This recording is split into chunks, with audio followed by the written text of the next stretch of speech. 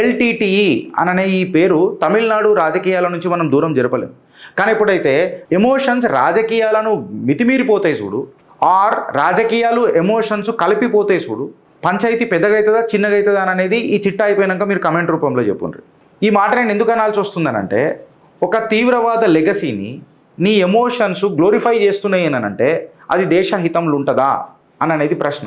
ఇవాళ డిబేట్ తమిళ్ యొక్క ప్రజల గురించి కాదు, ఇవాళ డిబేట్ తమిళ యొక్క సఫరింగ్ గురించి కాదు, ఇవాళ డిబేట్ మానవ హక్కుల ఉల్లంఘన గురించి కూడా కాదు. ఇవాళ డిబేట్ ఏందనంటే, ఒక చీఫ్ మినిస్టర్ లాంటి ఫిగర్ ఎవరైతే మన భారత ప్రధాని దివంగత నేత రాజీవ్ గాంధీ అసాసినేషన్కి డైరెక్ట్ లింక్ అయిన సంస్థను ఘననివాళులు అర్పించుడు అని అనేది మళ్ళీ దేశహితం అని అందామా?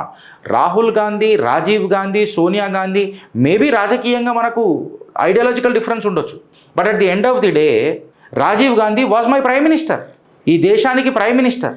సో ఖచ్చితంగా ఎవడైతే నా దేశ ప్రధానిని హతమారుస్తాడో ఒక తీవ్రవాద సంస్థ, వాడికి ఘననివాళులు ఎట్లా అర్పిస్తామో అనేది ఇలా ప్రశ్న.